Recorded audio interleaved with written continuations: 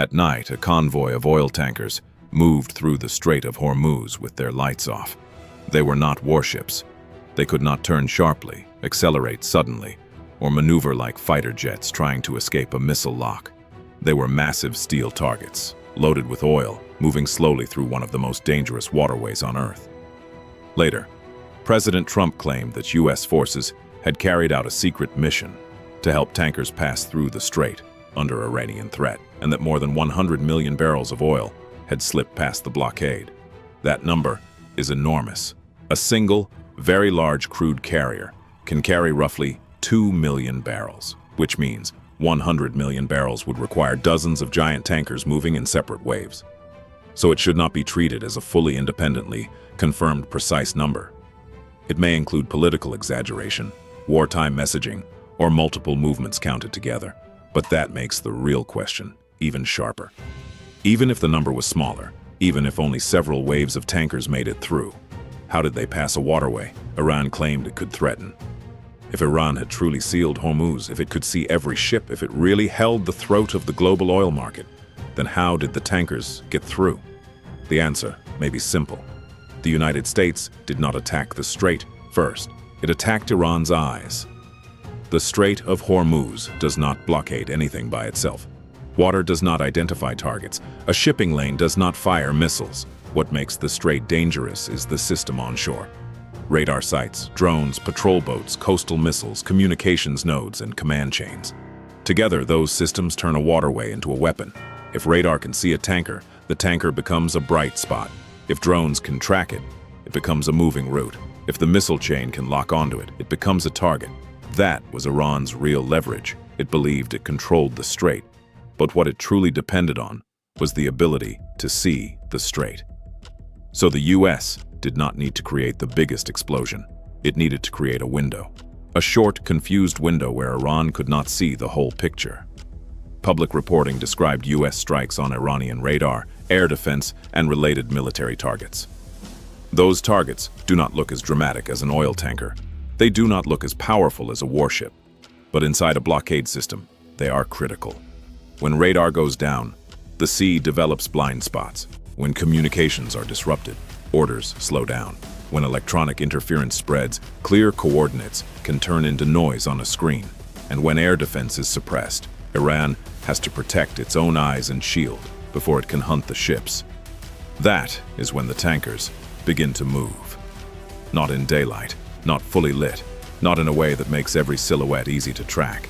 At night, lights off, speed controlled, formation tightened, timing calculated into the window.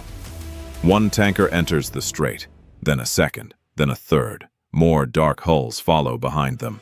They are not invisible. They do not need to be invisible.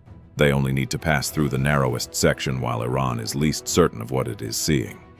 That is the most dangerous part of the operation. The tankers are too large to hide.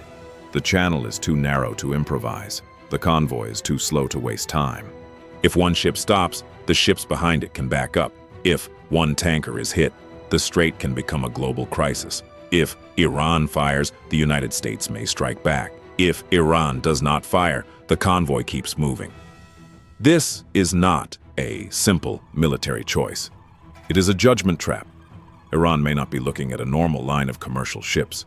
It may be asking, are these tankers protected by US forces? Is the radar gap real, or is it bait? Would firing trigger a larger strike? Would not firing make the blockade look weak? But the tankers cannot wait for Iran to solve that puzzle. They have to keep moving, slow, heavy, quiet, but moving. In the narrowest part of the strait, tankers do not survive by speed.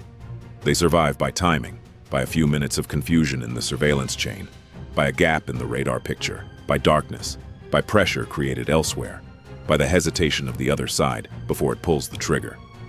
If Trump's claim is even close to true, then the message is direct. Iran can threaten Hormuz. It can frighten markets. It can raise insurance costs. It can force the world to stare at one narrow strip of water. But it did not turn the strait into a wall. Because a blockade is not a wall, it is a net.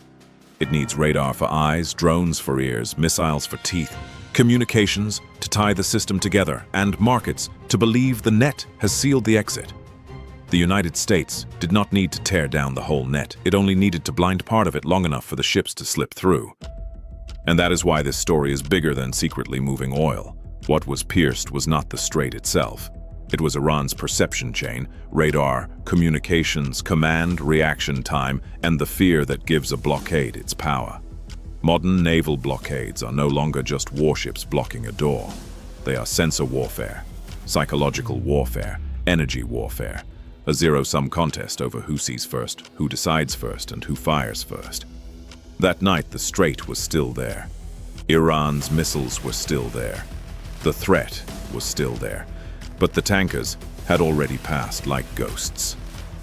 If you want more hard breakdowns of modern warfare, electronic blind spots, naval blockades, and covert military operations that reshape global events, follow the channel. You can also visit our channel homepage for more stories like this. Thanks for watching. We'll see you next time.